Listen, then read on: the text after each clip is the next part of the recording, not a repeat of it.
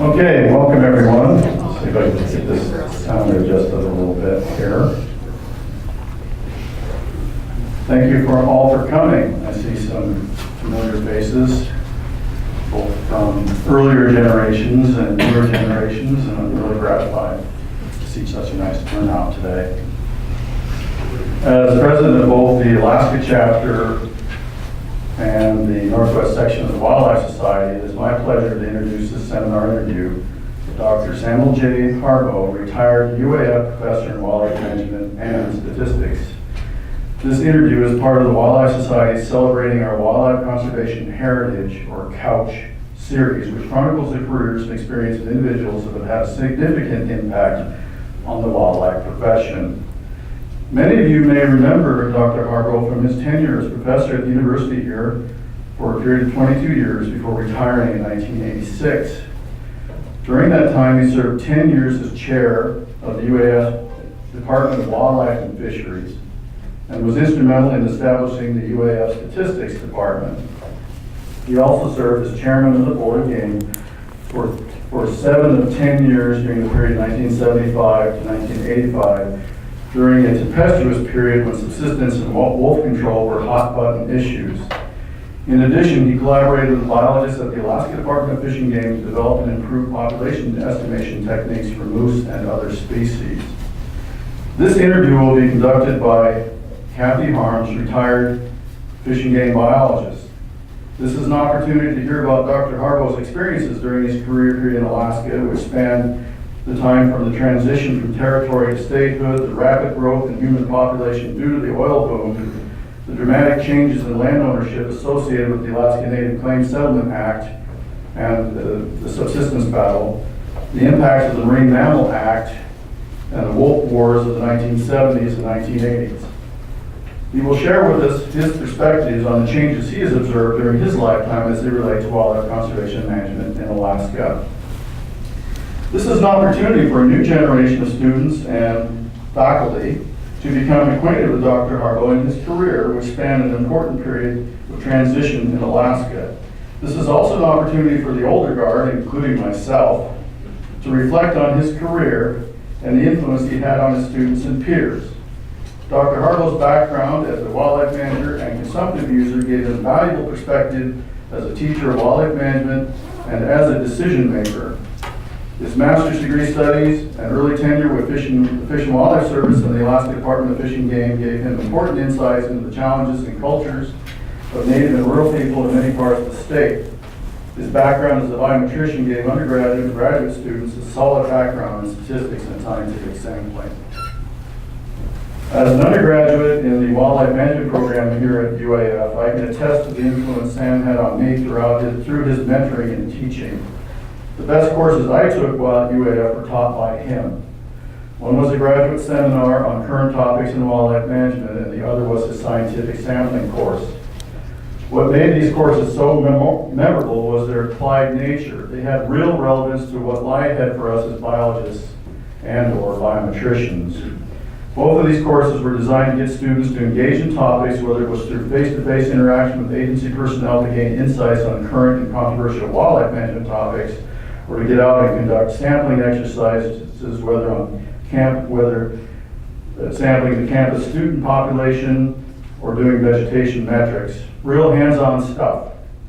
His mentoring both during my undergraduate career and his subsequent encouragement when I returned to Alaska in the mid-1980s to a tight job market after graduating from grad school in Montana still means the world to me.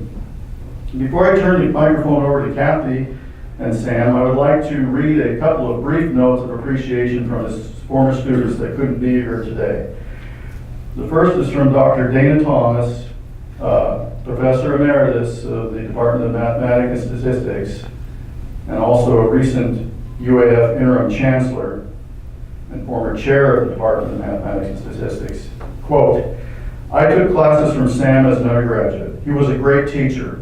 Those classes led to my graduate work in statistics and eventual career at UAF. Thus, Sam had a huge impact on my life, and I am grateful every day for that." The next is from Fish and Game biometrician Earl Becker. who has worked for the Department of Fish and Game since 1984 as a biometrician down in Anchorage. In a letter that he's written to Sam, I'll just give you some excerpts. He states, "I have the warmest memories of your scientific sampling class. It so inspired me. As you may recall, you wrote a letter of support for my acceptance into the master's degree statistics program at Oregon State University. I took many interesting classes and learned the skills to be a professional statistician at OSU. My coursework at OSU was very good, but there was no scientific sampling course, and nothing I experienced there would have inspired me to become a biometrician." For that, I am eternally grateful that you taught such an inspiring course and that I was lucky enough to take it. Mr. Becker goes on to detail the many interesting projects he has been involved in with Fish and Game. He closes by stating this: "The spark that ignited the flame came from a homework assignment in your scientific sampling course estimating the breast diameter of a stand of trees on the UAF campus. Your gift of that spark has never left me, and I am so grateful for it." I'm sure there are others in the audience with similar testimonials. However, we must proceed with the interview. With this introduction, I'm happy to hand the microphone over to Cathie Harms, who will now introduce Sam Harbo about his life and career. Thank you. Okay. I'm going to interrupt first. For a second there, I thought he was blaming me for getting into biometrics. One quick clarification from Scott. We have 2 hours. We have to be done by 2 o'clock? 3 o'clock. Okay, that's one. Number two, I'm going to ask the audience, please turn off your cell phones. I do not want to be interrupted for this. And number three, Scott, if we are approaching 3 o'clock but there are questions from the audience, we can address those. Is that correct? Correct. Okay. Well, I cannot tell you how honored I am to sit here. This is a terrific opportunity. I get to talk to these tremendous mentors, and this is my third one, and hopefully I'll get this right this time. Considering that number one and number two are both here in the audience, you can critique me later. Let's get started personally. At this point, if there's a question that I ask that you're not comfortable with, just say, hey, let's go on to another topic. If you want to expand on one of these, keep going and we'll try to keep up with you. But we'll start with personal information. Where were you born and when? I can answer both of those. I was born in a small town in southern Minnesota. Actually, I was born on a small farm in southern Minnesota, and it was in 1929. Wow. Were your parents directly involved in natural resources or statistics or something? No, I was born on a very small farm in southern Minnesota, 80-acre farm. And let me set the background a little bit so you can understand where I'm coming from. I was the youngest of 9 children. When I was born in 1929, the years after that, some of them were fairly good, some of them were very bad economically. So you can imagine the situation we were in with 9 children, going into the Depression on a very small farm. 80 acres even at that time was not a large farm. So essentially we were fairly stressed as far as money was concerned. We weren't poor. We were on a farm. And farmers at that time tended not to be poor in the sense that they were hurting for food and so forth. So we had plenty of that kind of sustenance. But we worked. We worked to survive, essentially. And when I say I was the youngest of 9, my oldest sibling was a boy, 20 years older than me. He was 20 when I was born. And from then on, it was just about every 2.5 years, there was another child born. So you can imagine how many mothers I had. I had 2 brothers and 6 sisters. So I had a considerable amount of supervision. Did your other siblings go to college, or did you break a mold there? The oldest sibling, the boy, didn't go to high school. The rest of the children did. And all of them, except my other brother, went further than high school. They would go to a teacher's college training or nurses training. One of them was a beautician. One of them was a secretary, so went to secretarial school. So all of them did. My folks really stressed education, because in many respects, if you stayed on a farm or on a ranch at that time, if you really wanted to make your mark in the world, you got off the farm, you got off the ranch. It was probably the wrong thing to do sociologically, but as far as making a mark in the world, you had to have an education. So there was a great deal of stress on education. Where did you go to college? Well, let me back up a little bit and kind of digress for a second, because my upbringing really conditioned my approach to life. Mm-hmm. 2 things that were important in my life. One was the age of my dad when I was born. He was 50 years old.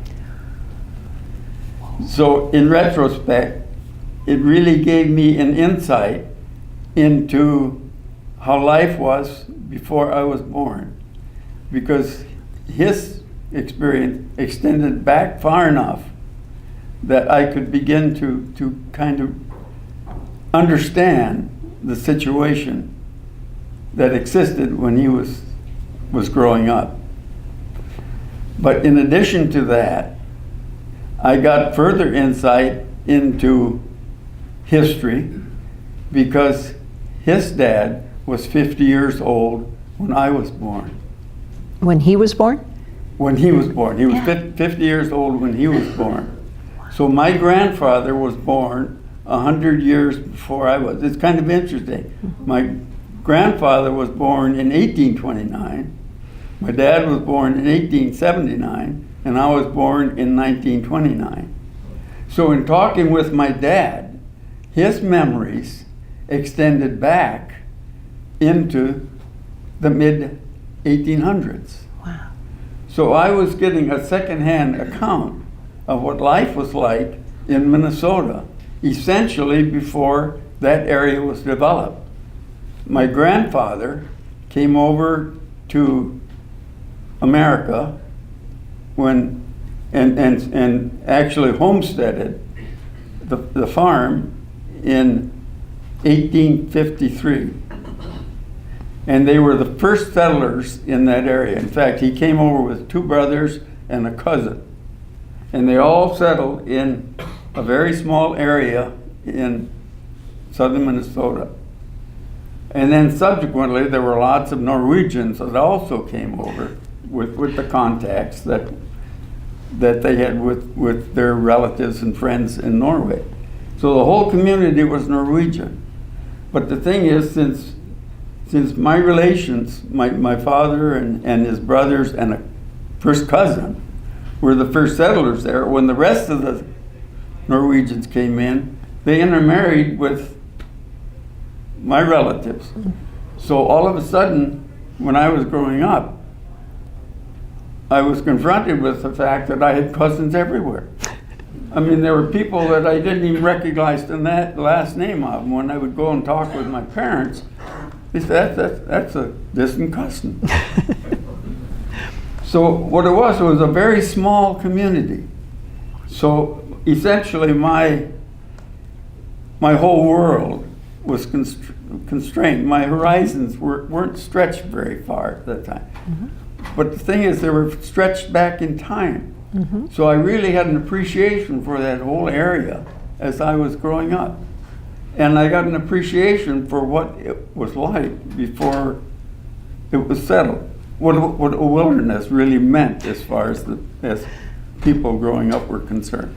So that really tended to influence my approach on what I really thought would be desirable when I grew up and what I should do. Where did you go to college?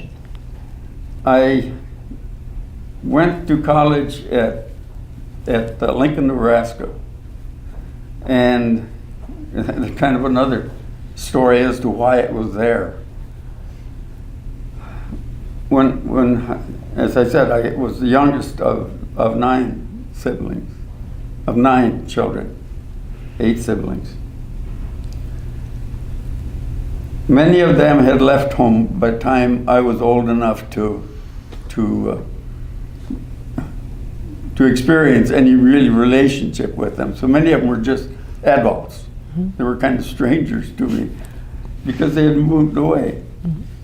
But my mother got sick in about 1935 with breast cancer, and she died very shortly thereafter. In fact, she died when I was 9 years old.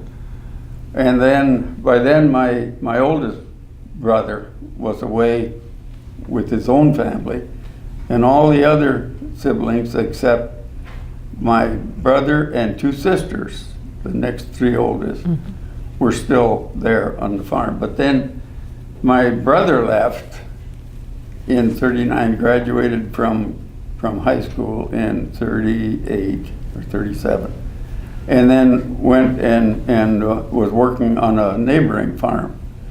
So it was just my dad, my 2 sisters, and I when my mother died.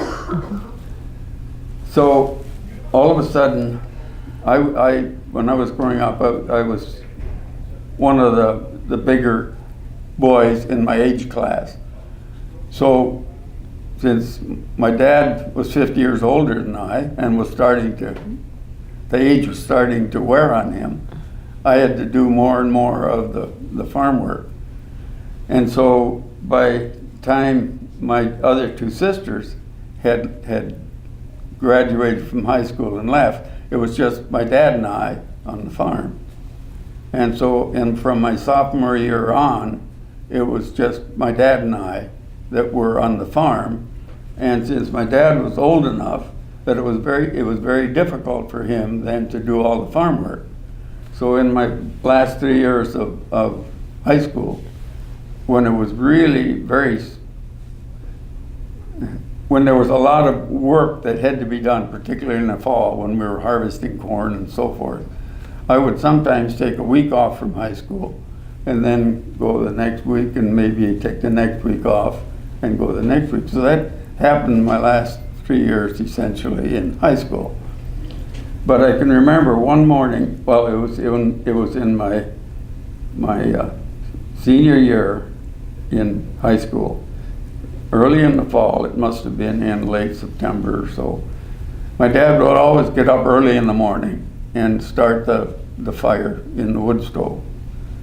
And he would have that going well by 6 o'clock, and I'd get up and then we'd come down, we'd share a cup of coffee. And I came down this one morning, he had already gotten everything ready. It was still kind of chilly, so I had my cup of coffee and I was standing in front of the oven. And he said, "Sam, you're not, or Sammy," that was the name, Sammy, "you're not taking over the farm." I said, "What?" And he said, "You're not taking over the farm." He said, "You're going to school." Well, I don't know where there was any money for it, but fortunately there was about a couple weeks after that, there was a nationwide exam for students, for high school seniors that were interested in enrolling in a new Navy program. It was actually the offshoot of a V-12 program that the Navy had during World War II, where they would send men to and women to college to train them to be officers in the Navy. And that they decided they were dropping that, but they were going to start what they call the NROTC program, Naval Reserve Officer Training Corps program. So there was a nationwide exam on one Saturday morning. So I went down and took it, and I was fortunate enough to pass. And I was accepted then into the Navy program. And I had to list the college that I want to go to in order of preference, 5 of them. So I listed the University of Minnesota, the University of Wisconsin, the University of Michigan, the University of Iowa, and the University of Nebraska. Guess where I went to school? University of Nebraska. So in 1947,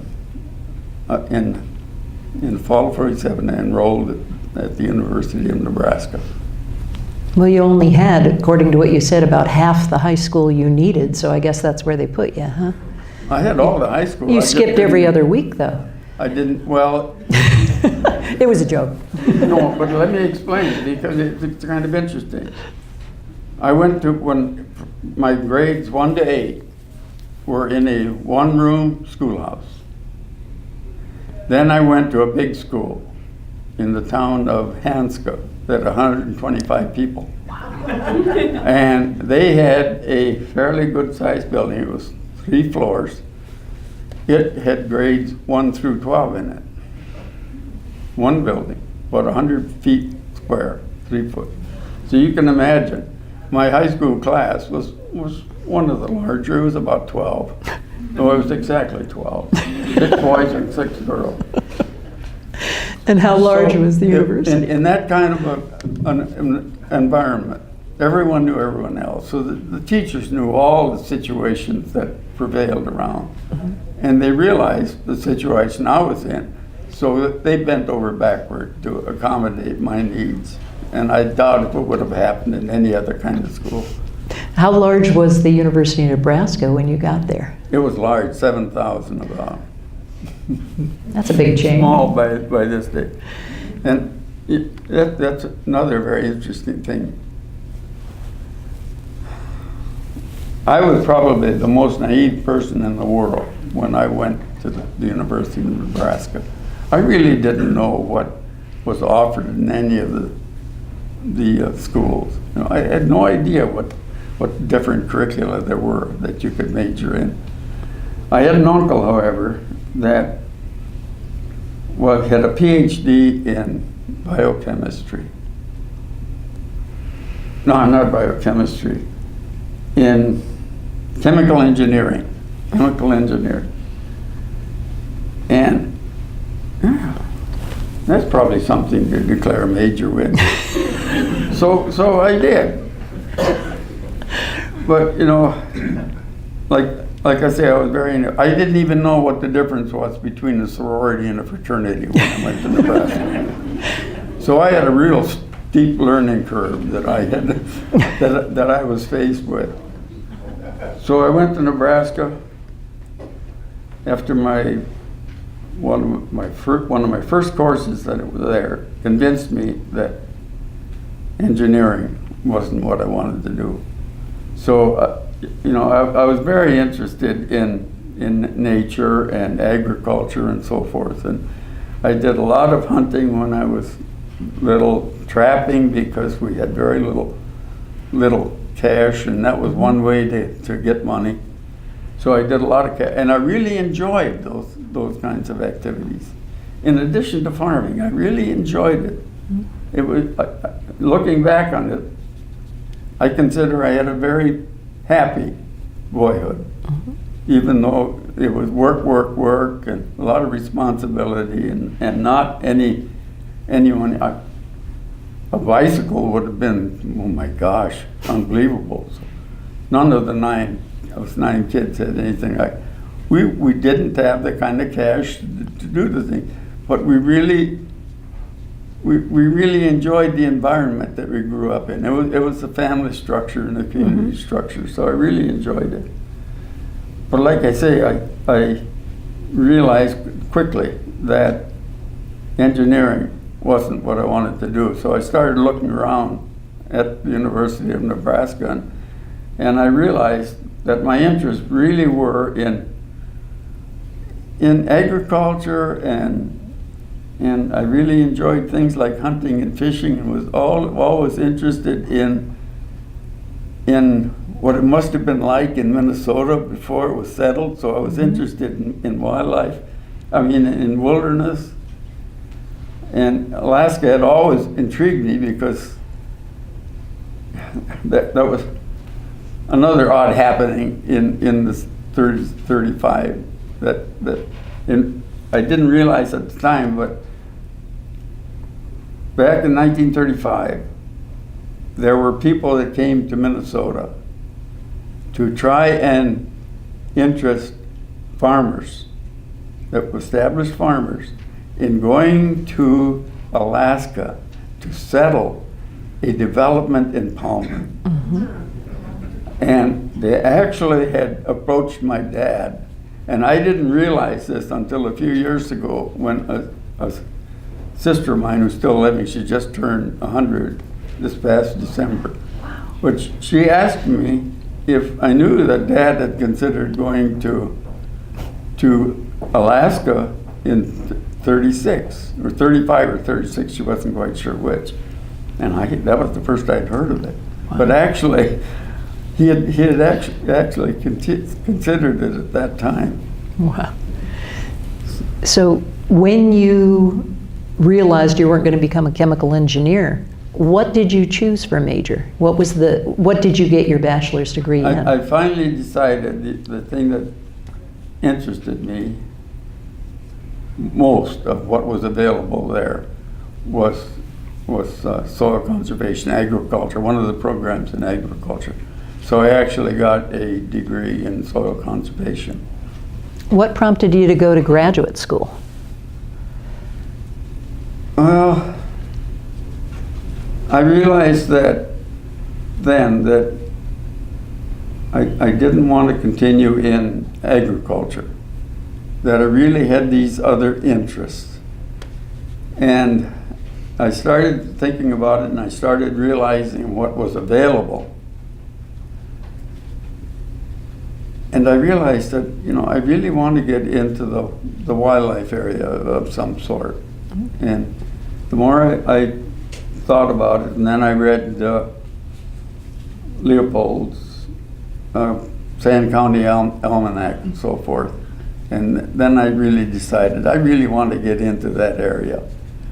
And when I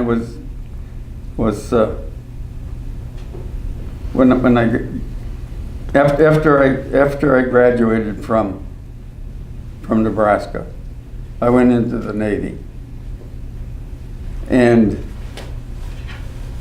one of the officers there was a faculty member at the University of California, but he was recalled because he was in the Naval Reserve. So he was one of the officers serving on the ship with me in the Korean conflict. And we were talking about different things, and I said, I really wanted to go on to school because I wasn't that interested in soil conservation and staying in that. I wanted to get more into the biology and the wildlife area. And he mentioned a program that they had at the University of California in Berkeley, that it wasn't a wildlife program, but it was a wildlife biology type program. And the more he talked about it, the more I looked into it, and I realized that one of the faculty members there was the son of the author of Sand County Almanac. Really? A. Starker Leopold, the son of Aldous Leopold. And so I decided when I got out of service, and I got out of service in California, that I would apply for that program at Berkeley. So I got accepted into the master's degree program there for wildlife biology. And that's when then I started really on my wildlife career. Wow. So it sounds like one of the officers on the boat was a mentor. Did you develop a mentor relationship with A. Starker Leopold, or did you get to know him at all? No, I did get to know him very well. And he's one of those that really influenced my really getting into wildlife management. And he probably was a very significant factor in my ending up in Alaska and doing what I am in Alaska. And he did it in kind of a backhanded way. I was ready to start my research work for my master's degree. And so I went in to talk with him. It was sometime in the fall semester of 55. And he said, before I could say anything, essentially, he said, Sam, in a couple of weeks I'm going to be going to New Zealand for 6 months. And when I get back from New Zealand, I'm going to Mexico City for a year to write a book on the wildlife of Mexico. This was my major prop, who was going to direct me in research. And I thought about it for a little while. And they said, would you please write a letter of reference for me to the University of Alaska Cooperative Wildlife Research Unit? Because I said I want to transfer up there at the end of the semester. So I'm really thankful for him. He had a very significant influence in my going to Alaska and pursuing my career in wildlife management. The other one that really influenced me in really pursuing seriously wildlife management, I can partly attribute Starker made a contribution to that as well, because he assigned some significant readings for his course, and one of them was the research work done by Paul Arrington in Iowa and elsewhere. Mm-hmm. And reading that really convinced me that yes, wildlife management really was the area I wanted to get into. Just cool. Because of the completeness of the studies, particularly the mink muskrat studies that Arrington did. It really stimulated me. Very so cool. Starker had a significant influence in my getting into wildlife management. So you transferred up to the University of Alaska, and is that where you finished your master's or your doctorate, or both? I finished my master's then at the University of Alaska here, yes. And then that was still before statehood. So after getting my master's degree, then I went to work for the Fish and Wildlife Service.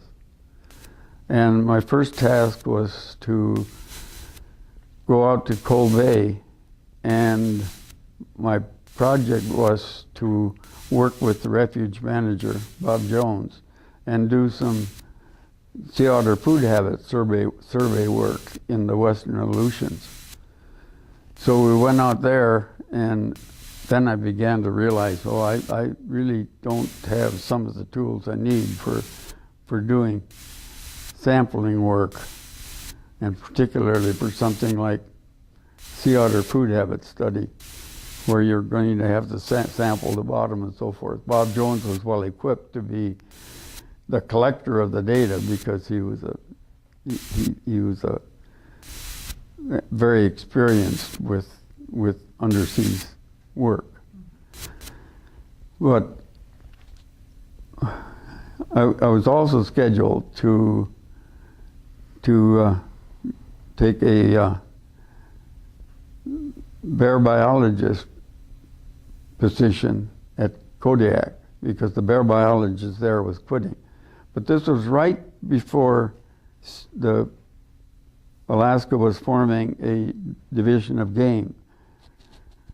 And so there was some indecision among the Fish and Wildlife Services as to how they should continue staffing their Kodiak position. So they kind of put the bear project on hold for a while as far as staffing it until they found out exactly what Fish and Game's ideas were also as far as doing research work there.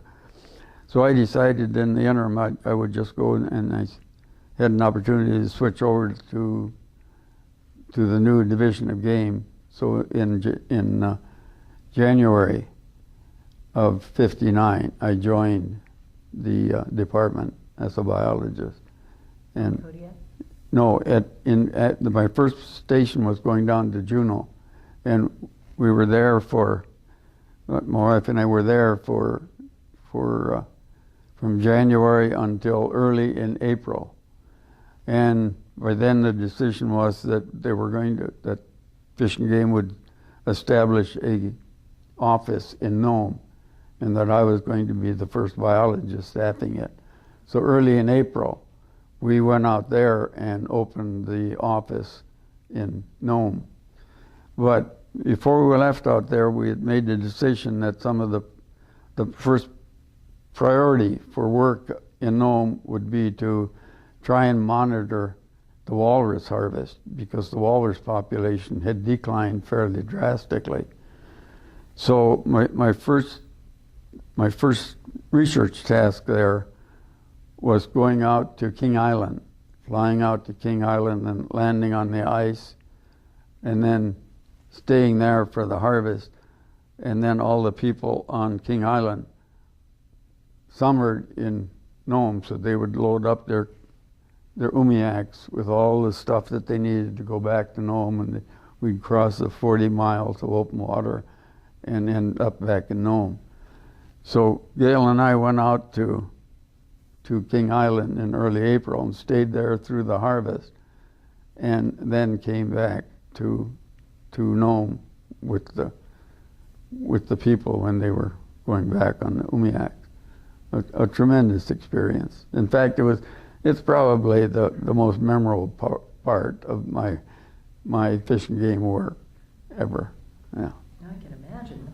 I want to continue with that, but let's take a half step backwards. When and where did you meet Gail? I was a graduate student here, and Gail came up to university to enroll in a geology program. And so I met Gail up here at the university. In fact, in the Eielson building, there was a laboratory that some of the wildlife graduate students had little desks in the room right off the lab. And Gail was working for the herbarium. She was typing labels for the different plant collections there, and part of the plant collections were just around the corner right in the same lab. So that's where I met Gail. So your first assignment in Nome, were you the equivalent of an area biologist or a research biologist, or what all? I was just a biologist there. I don't remember what specific designation there was. How many people were in the office? Me. Yeah. So you were the clerk and the research and the management and the supervisor. Like I was just a biologist there. Wow. So when did you and Gail get married? Before Nome? Yes, we got married. We probably met in, it must have been about January in '58, and we got married May 1, '58. May Day. May Day has two contexts, really joyous, happy one, or disaster. We had the former. Did you have children? Yes, we have 4 children. Our oldest daughter, Lisa, is here. And then we have another daughter, Laura. She lives in Anchorage. We have a son, Keith. He's a electrical engineer working for Boeing in Everett, Washington. And we have a son, Sam Jantz, who got his medicine degree from WASU, Washington State University, then went on for postdoc work in animal pathology and is now with a lab in Columbus, Ohio. How long did you stay in Nome? Stayed in Nome until it was about 1.5 years. And I had collected the data, the walrus data in particular.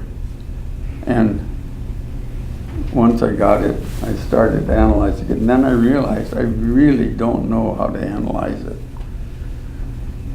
And that occurred in that big data collection I had made in 59, the first year that we were at King Island. Subsequently, I went also to Diomede for their spring harvest. So by then I had a lot of data, but I realized that I didn't know how to handle the first data set. And I thought, this is crazy. I'm collecting this data and I don't know how to analyze it. And I always had an interest in the math side of things. So I decided I got to go back and get some skills here to analyze the data. And the more I thought of it, I thought, well, if I'm going to go back to school, I might as well go back and see if I can get a doctorate in stat. So I started taking correspondence courses when we were at Nome. And I realized I really needed to get my calculus out of the way. So I took 3 calculus courses by correspondence from the University of California at Berkeley when I was at Nome. So I got some of that out of my way before I went back to school. But I decided I needed to go back to school. So I started looking at what stat programs were available, and I realized I wasn't interested in the math part of stat as much as I was in the applied. And I realized there were 2 schools that were really top-notch as far as applied stat was concerned. One of them was Iowa State University, and the other one was North Carolina State University. So I applied to both, and I got accepted to both. And they said, okay, which one am I going to go to? Iowa State was the first one that was established, and as it turned out, one of their leading statisticians there had moved to North Carolina State and established a program there, and very rapidly it was a rival of Iowa State. So it was a real mix. I first thought, well, it's going to be Iowa State, and then I realized in correspondence that North Carolina State had developed a wildlife consulting program in their stat department. They had made an arrangement with 11 southeastern states where they would provide the statisticians at the college, and then they would get different problems sent into them or do some teaching with the different wildlife management programs in those different states. And that was right in my house. So that's where we went. And how? It's kind of interesting. We left Nome in August and drove to North Carolina State. We had a beagle that was raised in Nome. And here, coming from Nome, living there for a while, getting to Raleigh, North Carolina in August with the humidity practically 100, the temperatures. I remember we had rented a house on scene, and we got into the house, sat down. We had Lisa, our oldest daughter was with us. The dog was howling, very unhappy with the situation. We got inside, the house smelled moldy. Gail sat down on the sofa and cried. I felt like doing the same thing. I thought, what a mistake. As it turned out, it wasn't. We quickly got out of that house and found one that was located in a big stand of pine, longleaf pine. It was just an ideal little cabin, and life got better. And how long were you in North Carolina? We were there for, I guess it was 3 years. And then we came back to, I hadn't finished, we came back to the University of Alaska. I was accepted there. And so I joined the faculty and taught a year, and then took a leave of absence and went back to North Carolina State to finish up my coursework, because I had gotten some extra courses that were required. As I indicated, there was a wildlife consulting program that was in the department, and the program actually gave me a stipend, I think, of $275 a month for being essentially a teaching assistant with that wildlife program. But at the same time, the stat department at North Carolina State had gotten funds from the NIH to start a biomath program. And they were looking for PhD students to enroll in that biomath program. And they got a lot of pure math students, but they couldn't find any ones that were interested in the quantitative side that had a biology background. But then they saw me. And so they said, would you switch over? And instead of continuing with the wildlife consulting, switch over to the biomath. And I said, well, no. I said, I'm really satisfied. So I turned it down, but then they came back again. And they said, would you really reconsider? We can give you $600 a month tax-free. And I said, what else? And they said, well, it means that you're going to be taking some additional courses. And I was about to turn it down. I finally decided to switch over. But one of the additional courses that I didn't realize at the time was a chemistry program. I mean, a chemistry course that emphasized model building. And of course, model building was getting to be a real fad. And the biomath program was stressing model building. So I ended up having to take this additional chemistry course as well. And it's one of the harder chemistry courses. So all of those additional courses that I had to take required that I had to go back. And so that's why I took the extra year going back. When you first started working for the state after your federal gig, and back in the federal days too, what did you look at as far as salary, benefits? What was being provided to you other than being the sole person in Nome? Well, the salary wasn't good, wasn't particularly good. I can't remember what the initial one was. But the thing is, it was exciting.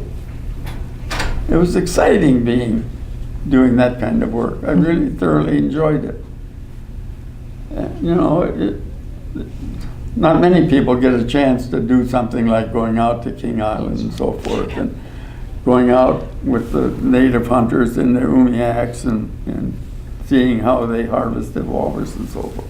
So the thing is, it was so exciting. So the money wasn't bad, but it wasn't really the money that got me into wildlife management. So you went back to North Carolina, you finished your doctorate. Yes. You came back and continued to work for the university? Yes. I continued. I continued working for the university, but did consulting with, Fish and Game and Fish and Wildlife Service and other groups. So I kept my hand in the wildlife management part.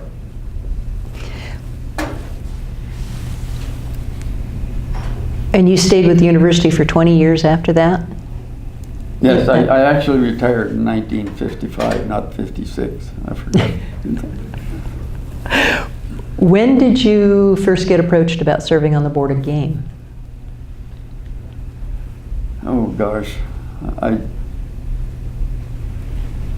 it kind of came out of the blue. I was just asked if I would serve on the Board of Game, and there was no warning that I was going to be asked to serve on it. Mm-hmm. And it just occurred. I can't remember when exactly it was, but it was an opportunity I thought that I should take. So, as you look over time, was there a basic change of the kinds of issues the board approached, or was it pretty much the same year after year? Well, wildlife management was changing very rapidly in the state. How? I can remember it must have been in about 1960 some, that one of the problems the biologists were facing with the Nelchina caribou herd was in finding enough hunters to take as many caribou as the department thought should be harvested. That's not the case today. I mean, it just completely turned around. Mm-hmm. It wasn't excess hunters in some of these areas. We were trying to arrange essentially the seasons and bag limits and so forth so that it would encourage harvest in some of these areas. So that was changing. But the thing is, the whole complex of wildlife management was changing. And I think a lot of it was not just local, it was nationwide. What were those changes? I think one of the basic changes was we were changing from an agrarian society to a different one. Back in the 30s and 40s, when you start looking at the population of the United States, it was in agricultural areas. If it wasn't directly on the farm or on the ranch, it was on little towns associated with it.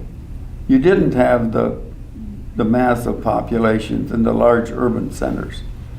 So the people growing up in those more rural areas had an understanding of harvesting, of going ahead and that the taking of something was not necessarily bad or would have an influence on a population that was detrimental. They realized that if you had a large cattle herd, that you had to do some harvesting of it, otherwise it would grow larger than it should. Mm-hmm. So there was a general understanding of that among the populace. As they became more urban, they tended to lose that understanding.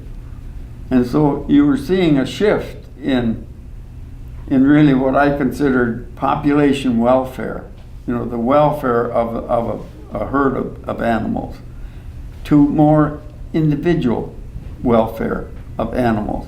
And that made a significant difference in the way people tended to look at at consumptive use of wildlife.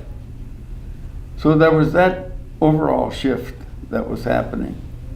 And I think that eventually had a very profound effect on wildlife management. At the same time, the environmental issues were coming, and we got this thought of the balance of nature. It was almost a fad that started developing. And you could see, I could see it at the University of California at Berkeley when I was there. I can remember, as a good example,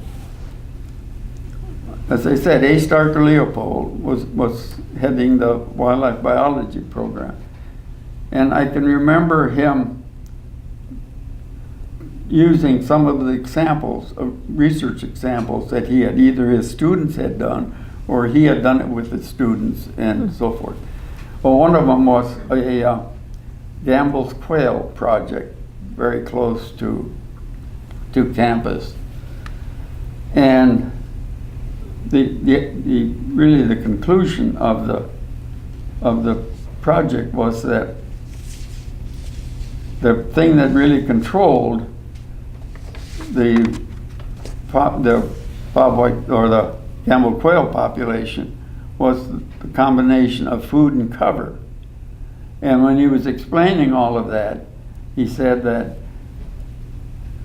during the summer, when there were very few raptors and so forth in existence, the quail could go a long way from cover for their food supply, that they could use a much larger area for their food resource. But that when the raptors came, they couldn't leave the cover as far away as they were used to. So it actually decreased their food supply. So the limiting factor on those were the cover food complex. You know, kind of mimicking what Arrington had found in mink muskrat. That it was a combination of some habitat factors that were controlling the muskrat population, that there was a bottleneck sometime in the season that controlled the size of the prey population. And so it wasn't the predation on it, but it was this other thing. So he used that as an example. But then a couple weeks after he had gone through that particular kind of example, he talked about the research that he had done on the couple of deer populations in the Sierras, and that they were experienced large die-offs in some couple of severe winters. And it was because they had to yard up and there just wasn't adequate food supply. And he implied that if we hadn't reduced the predator populations, it would have reduced the deer populations enough so that they would be consistent with. But then about in the next breath, he said, you know, there are no studies that show that predators control prey populations. So I went back and said, how come when you talked about this Gamble quail population, you said it was the cover food that constrained the population, but you said that when all the raptors returned from where they were nesting in the north and came down, that no longer could the quail. And I said, why is it that and not predation that's causing it? And he said, well, I may have overstated that statement on predation. But you could see in the background was this idea of the balance of nature that was kind of controlling everything. So it really had an impact on the way we then had to look at wildlife at regulation in particular. And you saw that shift happening in Alaska as well? Oh yes, it was everywhere, absolutely. Yeah. When you talk about your Board of Game tenure, was there any you had to face a lot of issues, difference of subjects. Were you on the board when the Marine Mammal Protection Act passed? I don't think I was on the board then. But you had to deal with the aftermath of, you just stopped managing marine mammals from the state's perspective? Yeah, I think that had been passed. Yes. Okay. Yes, yeah. But in terms of the shifts of demands on regulations and so forth, were there any particular issues you found more challenging than others, or was it the combination? What was the intriguing part about serving on the Board of Game? Well, we quickly got into wolf control issues, and that probably took up most of our time. But then we also got into the new subsistence law that was passed. So we had a mixture of two areas that were very contentious: the wolf management issue and the subsistence allocation issue. And on the wolf management one, almost all the biologists, I think, back in the 50s that were entering wildlife management felt that, well, they had kind of accepted Arrington's views on predator-prey relationships, that predators really didn't have much of an influence on prey populations, that most of the predation was compensatory mortality rather than additive mortality, even though Arrington went out of his way to point out, don't use these findings and extrapolate them to ungulate prey population or ungulate predator relationships, because I don't know if they hold. He was very explicit about that. But most of us didn't want to believe that it didn't, because if it did apply, it made management much easier, much easier. We didn't have to worry then about predator-prey relationships. So almost all the biologists, I think, were convinced that, yeah, we can extrapolate from Erickson's stuff, and it won't hurt us. I think I started questioning it in A. Starker Leopold's class, and so I was really wondering when I came up here if it really did hold. I wanted it to, because it made life so much easier. But it was very obvious by the time I joined the Board of Game that it wasn't about to happen. And I think after the very first meeting of the Board of Game, the board had decided that we needed to do wolf control.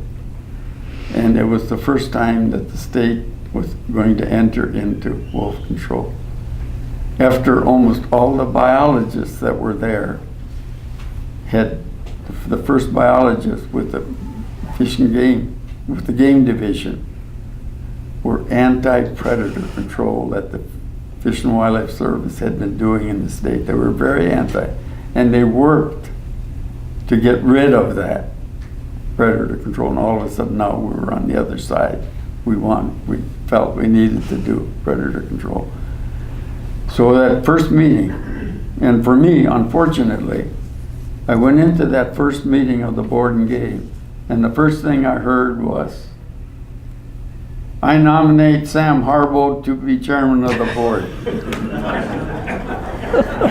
Here we had all these experienced people that had worked with the Fish and Wildlife Service, like older than me. They had all this experience. Some of them had been members of the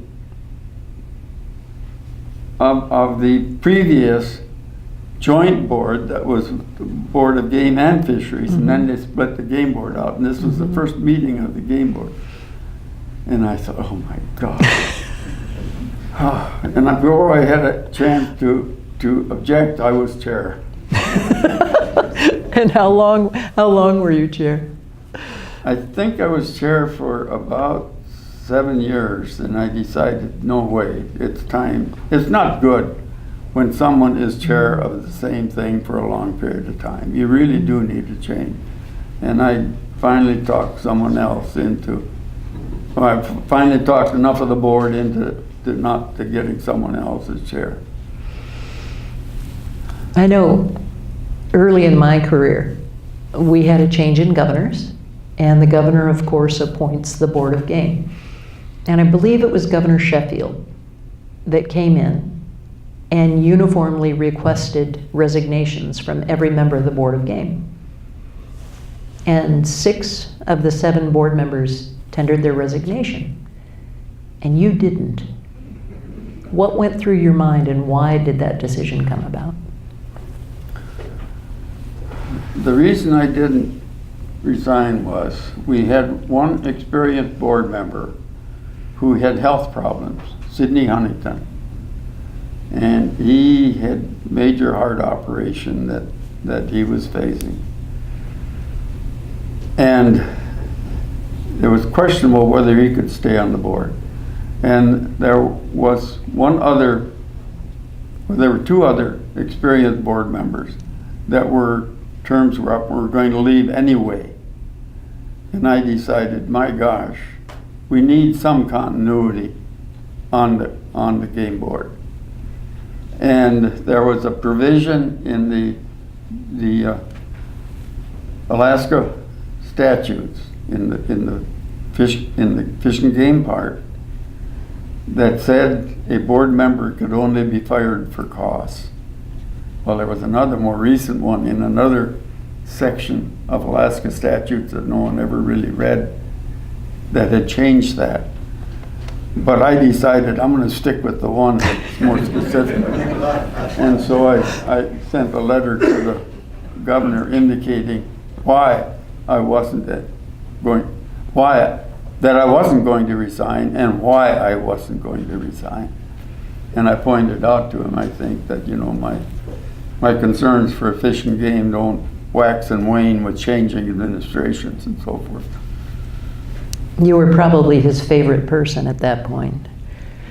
There were 2 of us that were not his favorites. One was Ron Somerville and the other was Sam Harbo. When you think of the profession of wildlife management in general and the different roles people can serve in, everything from a field biologist to a supervisor to a university professor, all of whom affect that field, what do you think is important to know or to feel, or what makes a good participant in wildlife management?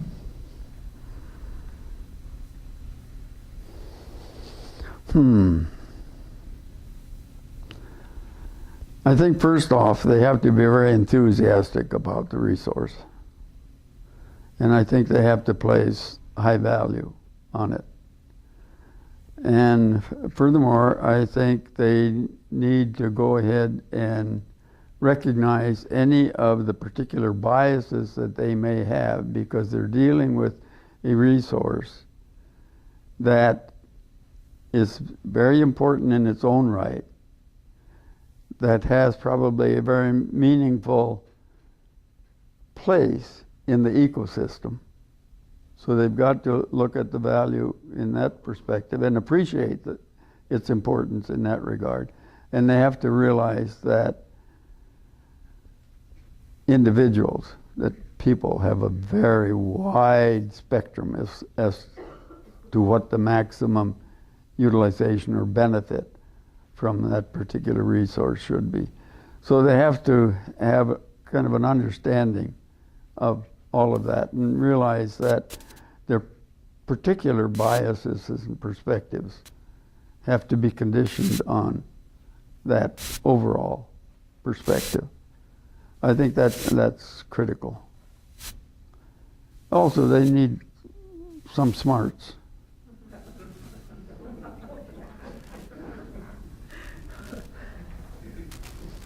Hopefully we can stay within that in the future.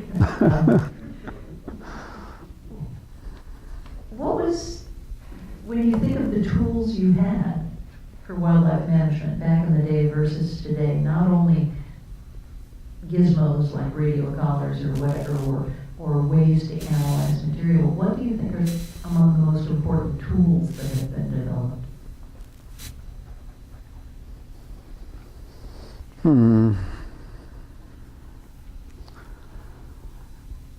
Well, that's a very difficult question to answer. Maybe too broad.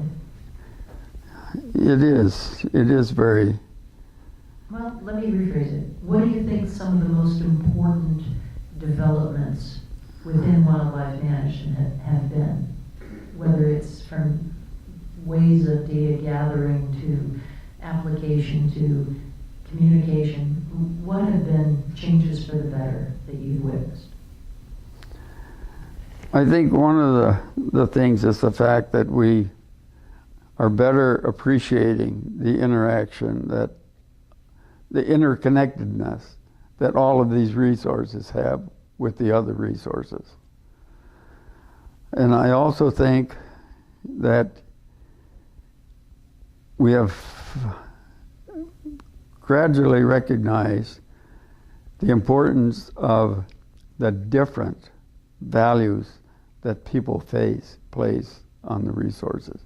For a long time, management, I think many of the managers were very conscious of the individuals that placed a high value on direct consumptive use of the resources and not so much value on just the other values that some other people really placed importance on. So I think we tended to manage strictly for the hunter or the fisher, and not nearly as much for some of the other uses. I think that's changed dramatically. I think it was largely ignored for a long period of time. Some of the others, I think we've got a much better understanding of population dynamics in general. And I think we have a better means of measuring some of those indicators of population change.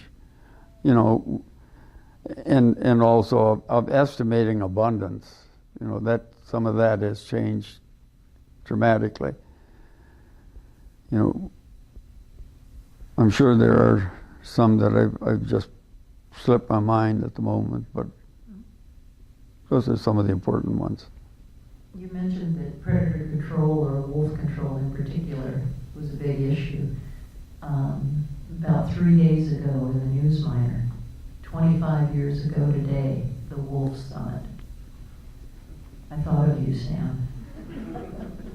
The paper that you presented at the Wolf Summit, I think, was one of the most enlightening I had ever seen. And can you mention what it was and how you came to it?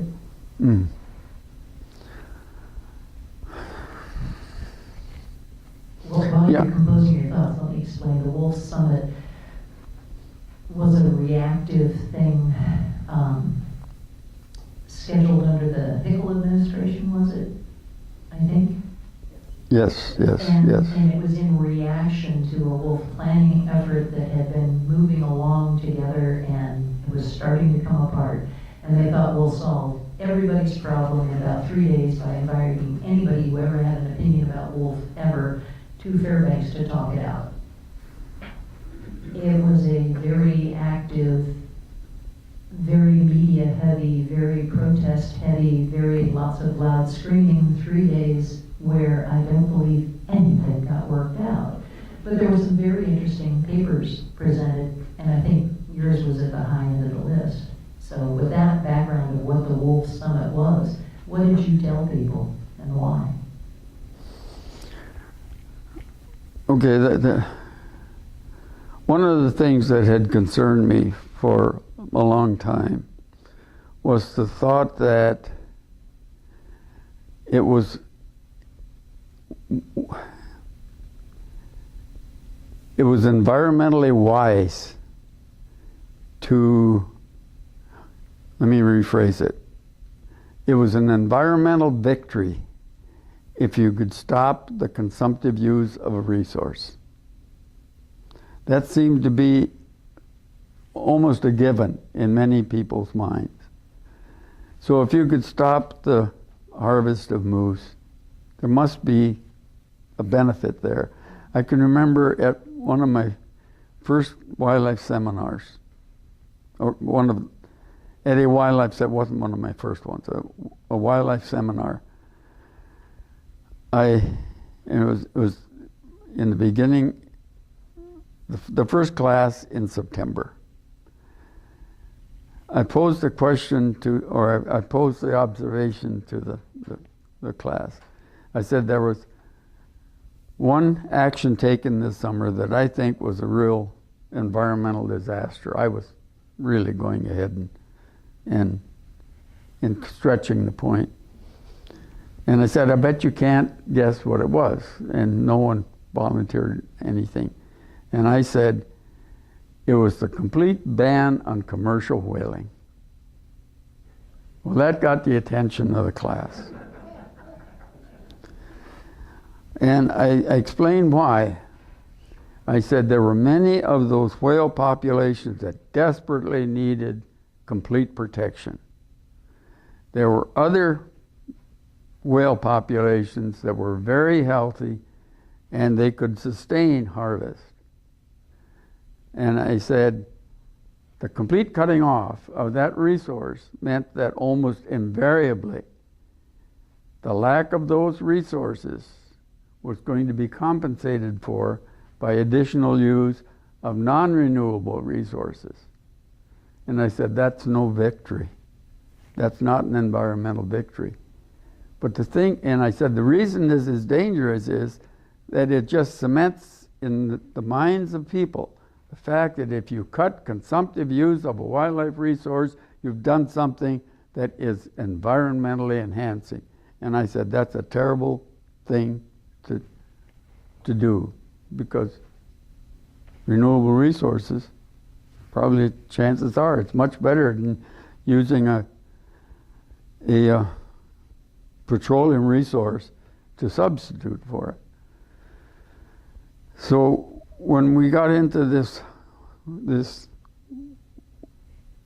wolf seminar, I developed a little paper looking at the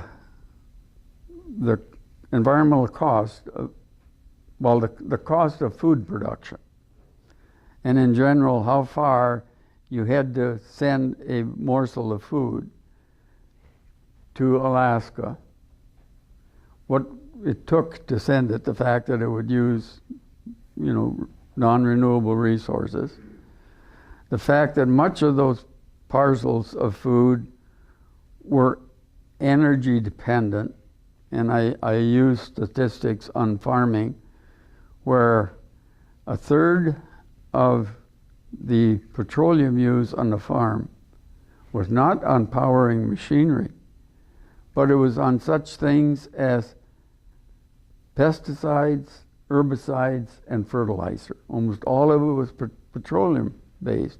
And you didn't do any farming at that time without using herbicides, pesticides, and commercial fertilizers. All of it petroleum based. So then I compared it with a food resource taken from moose in the Unit 28. And the fact that almost all of that energy into that particular system came eventually from solar energy. It would be used by the plants, and then the moose would use the plant.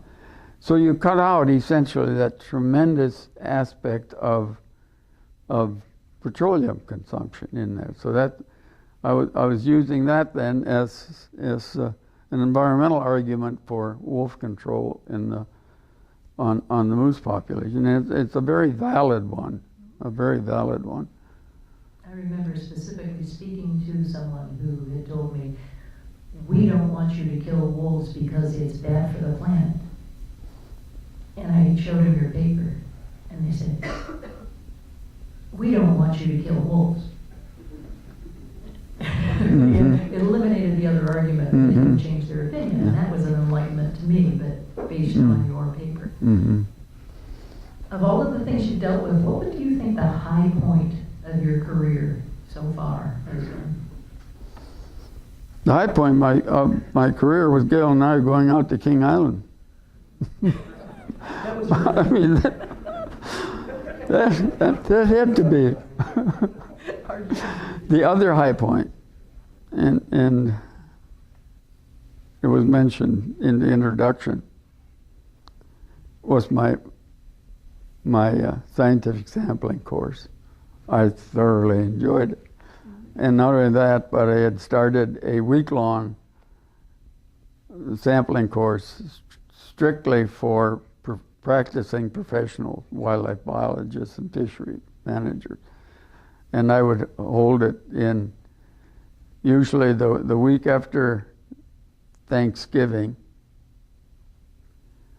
in Anchorage, because the family would go down to Anchorage over Thanksgiving so the kids could swim at the Holiday Inn.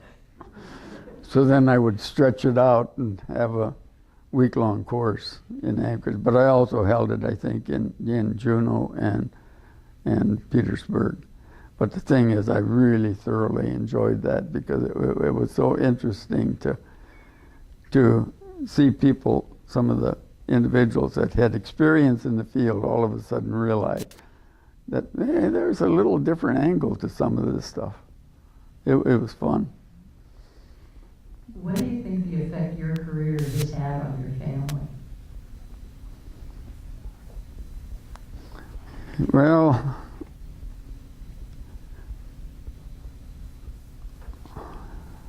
it's kind of interesting. We did a lot of interesting things early on when I decided to go back to North Carolina State.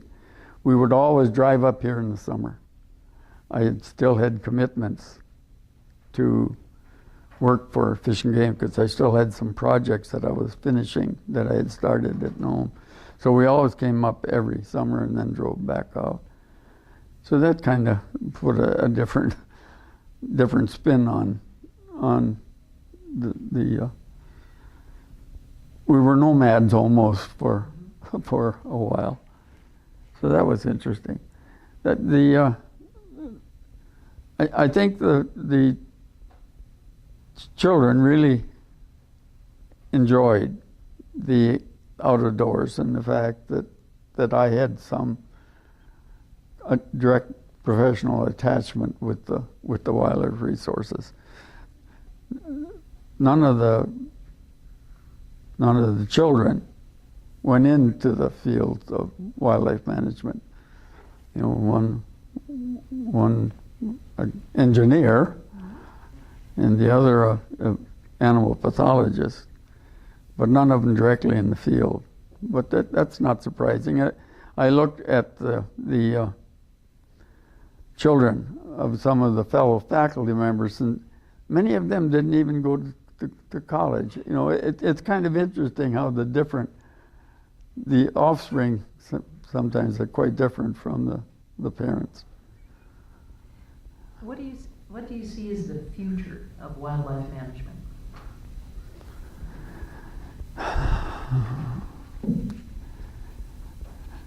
I don't know what is going to happen. I think we're going to be less consumptive as far as direct consumption of wildlife. I think we're going to continue on this concern about individual welfare. You know, just concern. That seemed to be now also the attitude that individuals have for each other. It's almost a self-awareness of yourself. Maybe just because you're looking at this smartphone all the time and texting on it, not paying attention. But it seems to be accentuating in the population. I have no idea what that's eventually going to mean as far as wildlife management, but I see traits of that. And I think there's less and less of a tie to the land. And I think that's going to have. You can see it in agriculture. You know, when you look at how agriculture has changed, many of the farmers now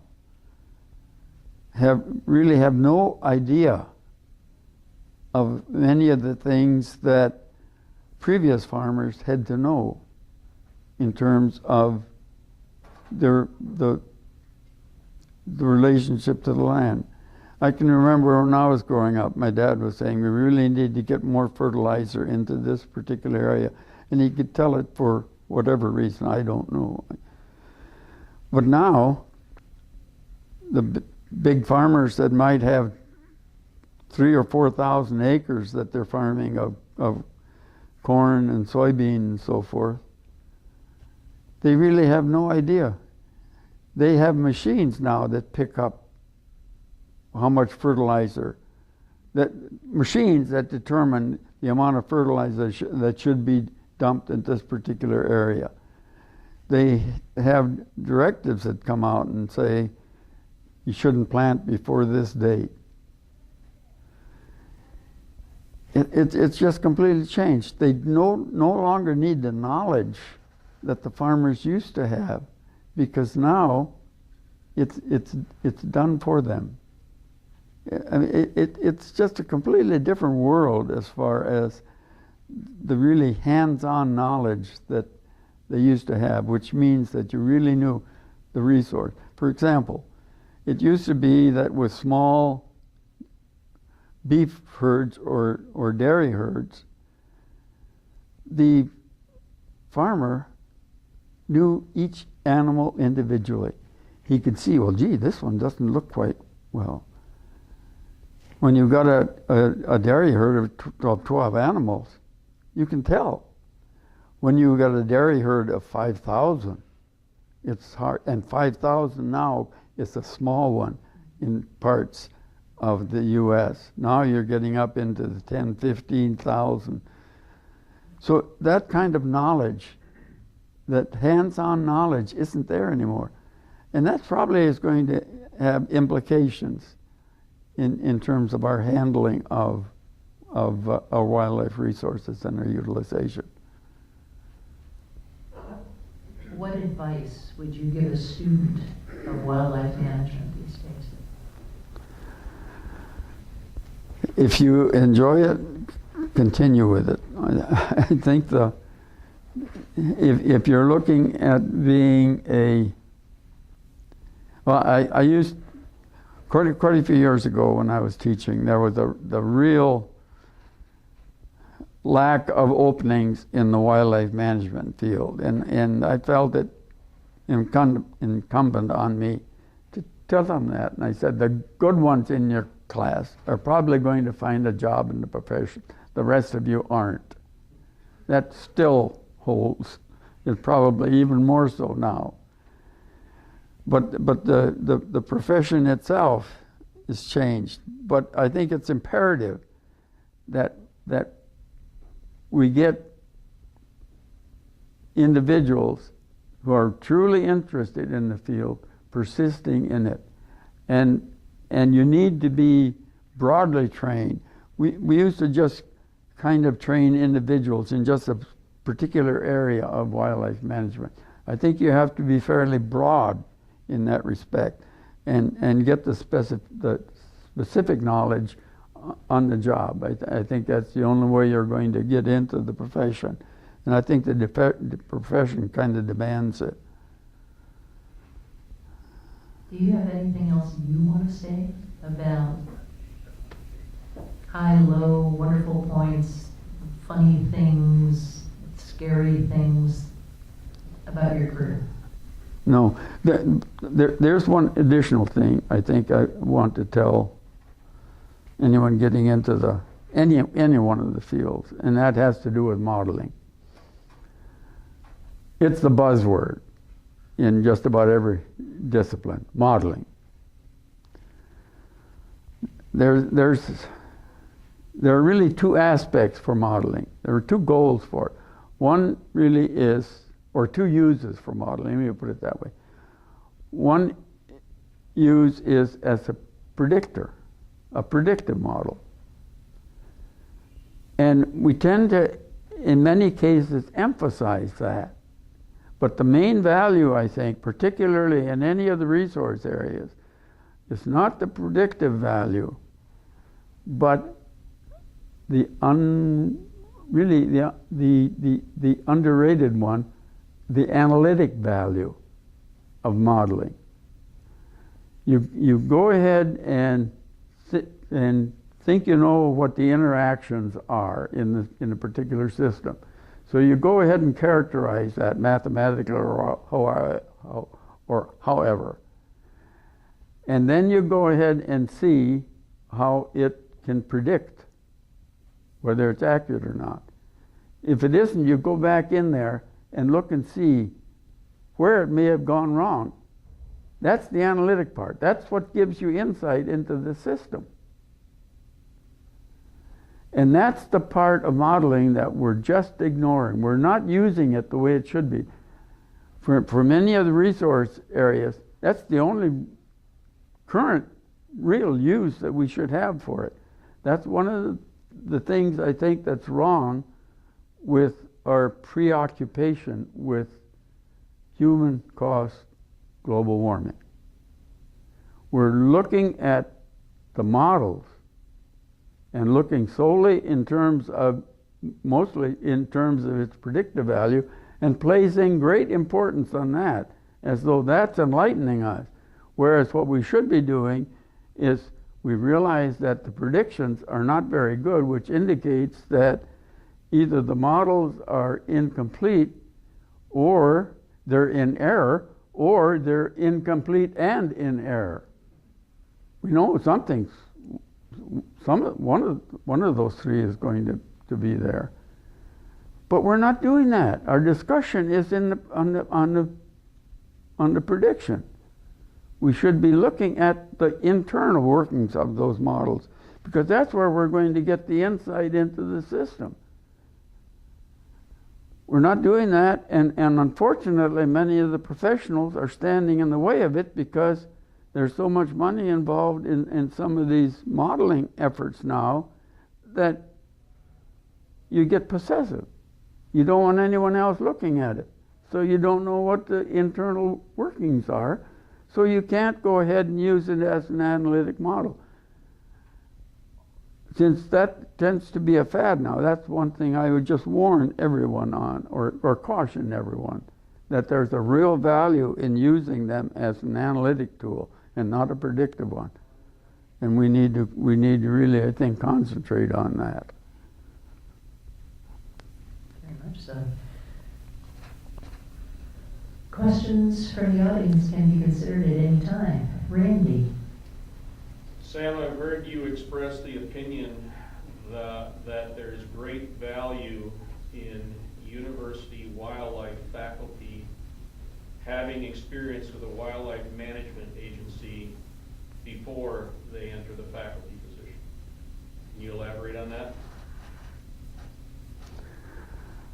I would even expand on that, and I would say that I think it's important that any faculty member have experience outside academia before they continue all the way through on and I think it's also very important for it's useful for students to somewhere have real life experience before they get into the profession and just concentrate in it. It's very broadening when you see something other than through the eyes of academia, which is what you're doing when you're a student, because there's so much more there. Yeah, no, I think it's extremely important. Any other questions? Randy, follow up. Many of us think of you as one of our heroes in the wildlife field for all of the things that you've done that we've heard about for the last hours. Can you name one or two or three people that you would consider your heroes, people that you thought made great strides?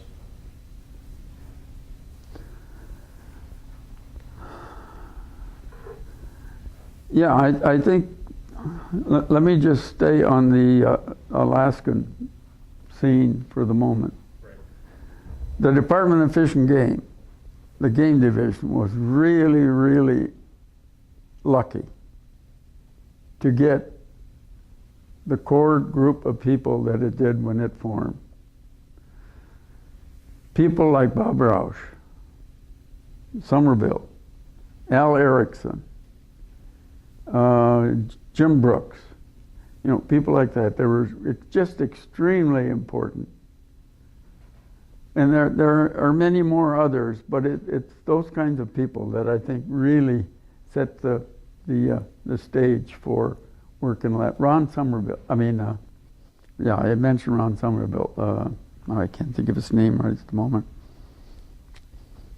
But anyhow, those are some of those I think that are extremely important for Alaska. And I'm looking at really the start of the game division. There have been others that have made significant contributions, looking at it from the game board perspective. People like Sidney Huntington, just a valuable member for the complete perspective he had of use, and also a hands-on knowledge of the resources that he helped manage. And there are, I'm sure I've missed some very important ones, but those are some of those that I think of. Bob Roush is kind of interesting because I was impressed with Bob in another context. When Bob was a graduate student here, he started out on a mink research project out on the North Fork of the Hooslia. And then there was a moose project that came up through the Cooperative Wildlife Research Unit, where both he and I were graduate students, that involved trying to monitor and assess the railroad kill of moose, how they could prevent it and the extent of it and so forth. So Bob got very interested in that and decided he wanted to switch over.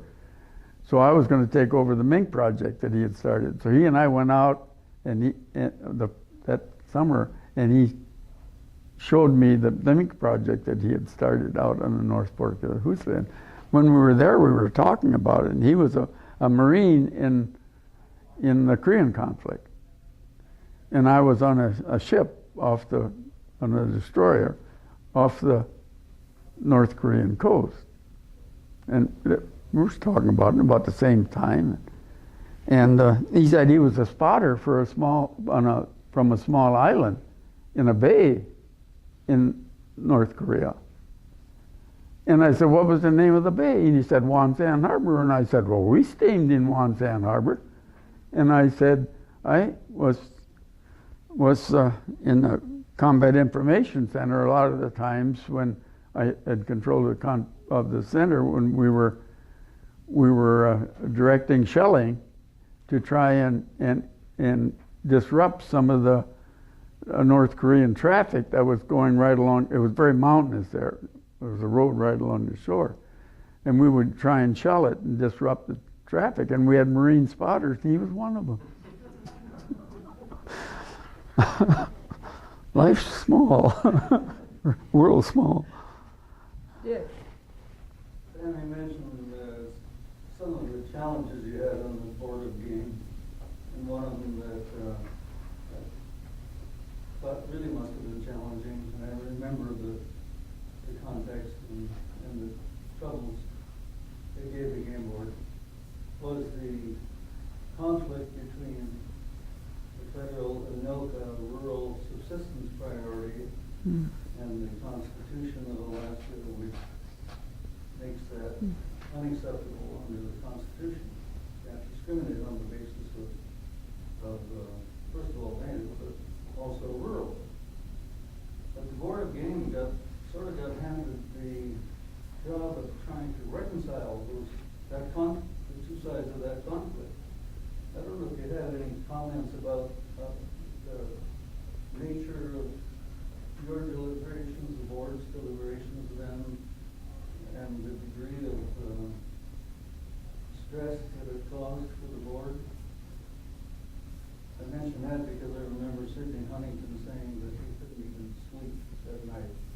That what? That puzzle. That Sydney couldn't sleep at night because of the challenges of that. Scott, does the audience get onto the tape, or do I need to repeat the question? You should repeat the question, please. I think what Dick's asking is your perception of the challenges the board faced to try to reconcile the state definition of subsistence and the federal definition of subsistence, and how you worked around that. Is that basically? Yeah. Well, we never worked around it. We never solved it. And that was I feel one of my real the failures I feel that I had. One of the difficulties we had was the ambiguity of the basic law. You know, customary and traditional use, essentially, is what it said. And many of people in their mind thought it was someone living out in the bush who existed solely because of, or existed solely on, the resources that were right there. And that's what his life was devoted to. And that's really not the way customary and traditional was defined or interpreted. And so one of the main problems I thought we had was trying to really define that in a way that everyone could agree. And I think most people really thought there was an element of need there that was the primary dictator of whether or not you had a subsistence lifestyle. But we could never get down to that. And the board tried. We were rebuffed at every time we tried to come down to a definition based on that. And finally we just ended up with something like rural. And it didn't solve the problem at all. It still doesn't. The problem is still there. You know, it pointed out a number of times that there are two mistakes that two mistakes that we can make when we do a determination of who gets it and who doesn't. One of them is we give the subsistence priority to someone who really doesn't deserve it, however it is, or should have it, however we define it. And the other one is to deny it to someone who really does deserve it. And if you look at it on the terms of need, the mistake you make in not giving it to someone who really needs it is a really serious one. But we tended not to go ahead and really consider that very much. It was also making sure we give it to someone who deserves it.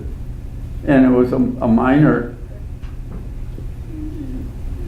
there wasn't no problem giving it to someone who didn't deserve it. But we never really concentrated on the other one. And that error, I thought, was by far the most important. I thought it's much better for society if you can keep people in close contact to the land and their understanding of the relationship to the land and nature than to go ahead and essentially minimize that. I thought we were doing this thing backwards. Well, we never resolved that at all. So we've still got what I consider is a very unsuccessful attempt at trying to handle the subsistence problem. We haven't done it justice, is what I'm saying, because we have not defined it the way it should be. I think, and my upbringing is based on these. I went sheep hunting once. I got a sheep. It didn't particularly thrill me. And I realized that I'm strictly a meat hunter. My upbringing is such that I thoroughly enjoy going out hunting and seeing the animal and getting it. And it's extremely satisfying if it's something that I use. There was so much trophy emphasis on sheep hunting that when I got the sheep, I couldn't get it out of my mind that it was a trophy that I got, and not to me. So I didn't get the satisfaction. I'm a prisoner of my upbringing, is what I am. And that's why I think it's so terrible that we make the mistake of not giving subsistence. From my point of view, it's a need-based one. Not giving it priority to someone who is really a subsistence user. I think that's a real mistake. It's something we should try and minimize. But that's not going to solve the subsistence issue as we have it in public. The public issue, the partisan argument really that we have over subsistence today. We've got one question here, and then we'll go to Knut. Thank you for your time, and I love that you mentioned Paul Arrington so much because his work is just great to read. And one of the things that I've noticed in reading his work is that he had such an intimate connection with the systems in which he was working. And I have the perception now that a lot of graduate students and faculty members and other wildlife researchers have essentially less time to spend in their systems, like understanding them the way that he did. And I guess to me, it doesn't matter whether you're studying whales or caribou or porcupine or beaver or whatever, that connection helps develop ecological understanding. And I was just wondering if you could comment on whether you feel like researchers are losing that sort of naturalist perspective when doing ecological or wildlife management research. So the question is, without developing a real strong connection between what they're studying, some researchers are lacking that connection and how that affects their perceptions and their abilities or their studies. It's changing over time. It's changing over time. What are your thoughts on that? Yeah, I think that it is changing over time, that we are becoming specialists to a degree that we lose sight of the bigger picture. I think it really is important that you do have a broader perspective. That doesn't say that you shouldn't do the very specific, very particular research that's just really looking at one aspect. But the thing is, I think in the training, you need the broader aspect.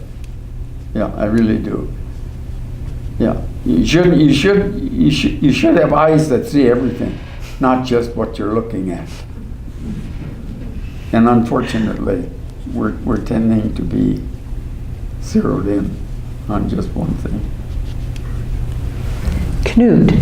Well, that was exactly the topic I wanted to ask you about, because I noticed with some dismay that I'm the only faculty member from the biology department that is still around in this room.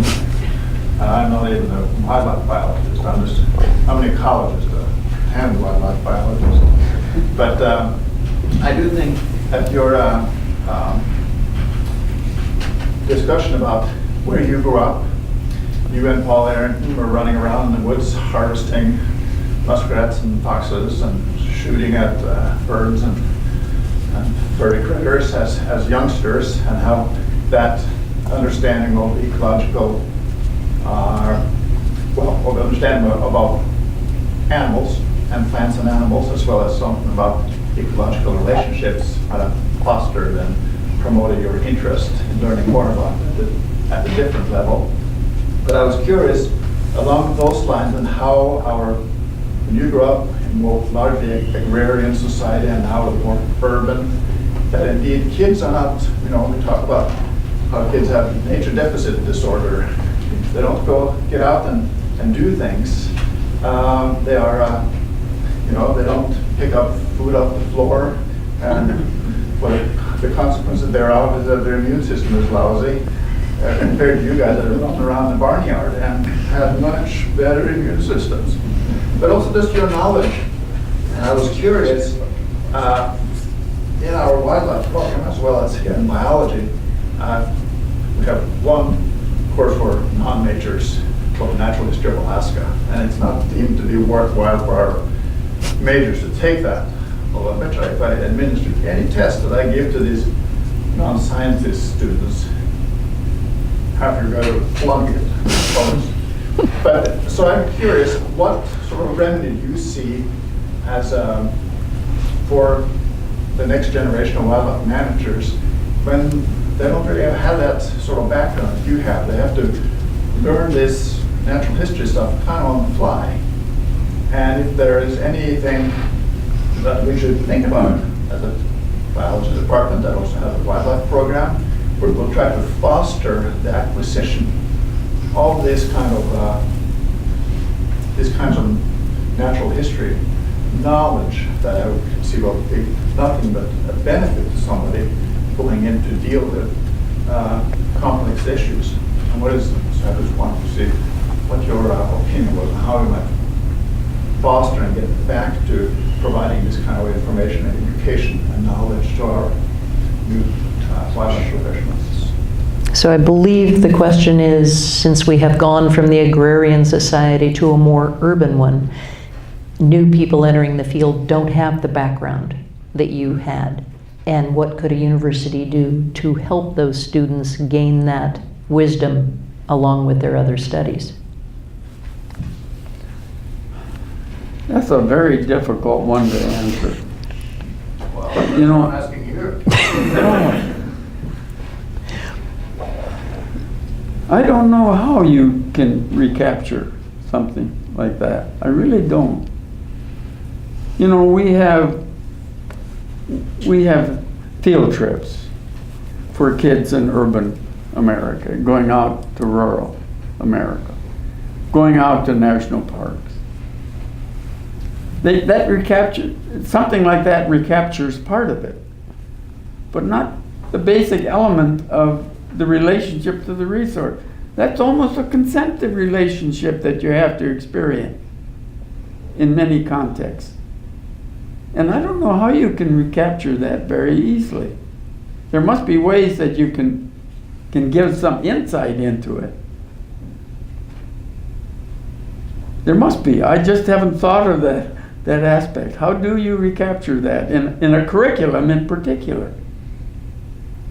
Well, I remember perhaps 30 years ago, I walked into a room full of learned professors in biology and wildlife, and I had a little bone with me.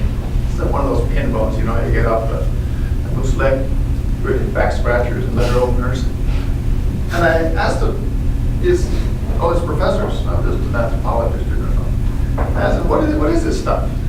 Not one of them knew it. From which I had to deduce, you guys don't get out in the woods too much, do you? And you certainly are not cutting off mooses at the rate that you should be.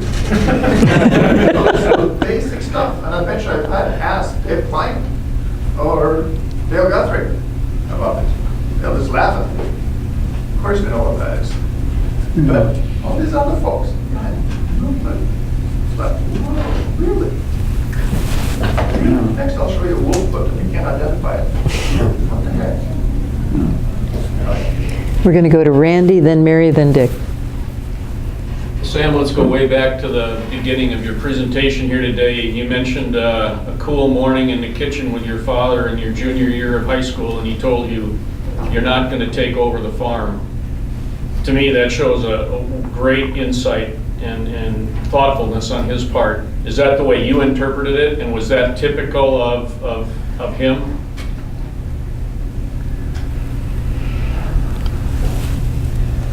Kind of.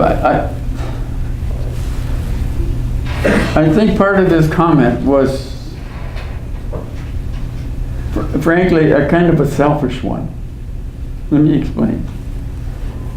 When he was growing up, there wasn't any high school in the whole close area, and he went away to what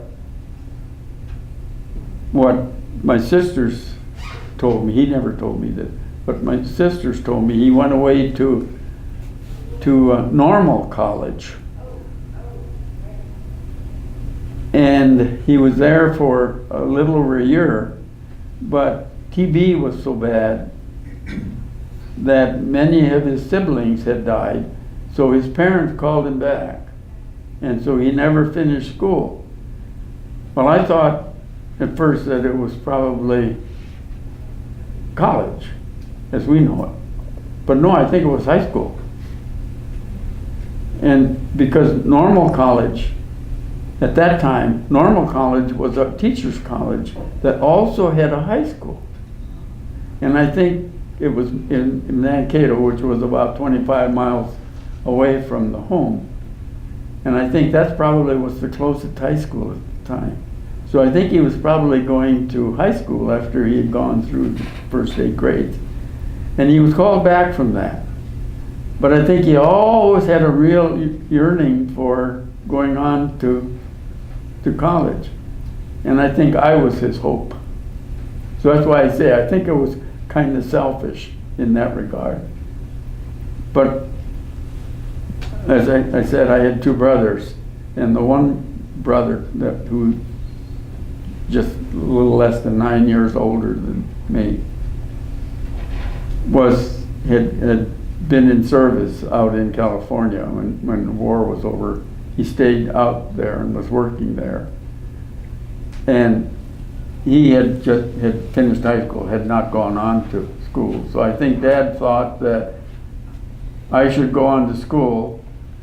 My brother Arlo would come back and take over the farm. And I think that was in the back of my dad's mind, that I was going to do what he wanted to do. And then Arlo had a means of continuing with the farm. According to what I can see on the clock, I've got at least 2 questions out here, and we have 1 minute before we leave. Can we stretch that, Scott? Looks like it. There doesn't seem to be any class after this. We're booked to 3, but I don't see anybody out there. Okay, well, we're going to keep going till they kick us out. So we'll go to Mary and then Dick.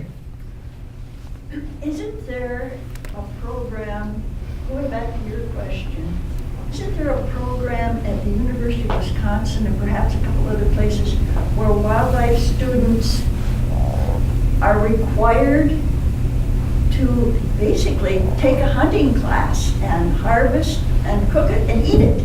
And I think it's a whole, like a quarter or semester course, but I'm not positive. I've certainly heard of something like this. I've read about it, and I think it's University of Wisconsin. So You're laughing, Randy. the question is, have you heard of a class either at the University of Wisconsin or some other school that requires wildlife students to take a hunting class, take an animal, and eat it? Have you heard of something like that? Harvesting. No, it doesn't sound like it would ever occur in a day's college, no. That's probably the case. I'm sure I read about it. We'll have to look into that, Mary. Stevens. At Stevens Point, University of Wisconsin. We'll have to check that out. I like the Stevens Point. There's. Did you ever hear of it? No. No. Dick, what's your question? Sam, you mentioned the prevailing view of predator-prey relations as you're getting into the field, and you're in Berkeley, and you had some questions about the prevailing view that predation was of no consequence. Was there a time or a set of events that you feel sort of broadened the perspective on that issue and possibly raised substantial questions about ignoring predation's potential limit on prey? A time or place or studies or professional contributions? Okay, Dick, I'm going to have to ask you to rephrase that into 1 sentence because I don't think I caught the whole gist of your question. When did the professional view of the importance of predation change from it's of no consequence to it's potentially consequential? When did you perceive that the national view of predation doesn't have an effect on a population change to say, oh yeah, maybe it does? When did that happen in your view? The national view? Mm-hmm. I'm not sure it's changed. What about an Alaskan view? What about the, For some segments it's changed, but some others, it hasn't, I don't think. I'm thinking of the professional. well, within the wildlife managers. Oh, I thought you were talking about public in Yeah. general. That's what was. Oh. Within wildlife managers who originally came to Alaska knowing that predation didn't have an effect on the prey population, when did you see that changing and how did it come about? I think it was changing.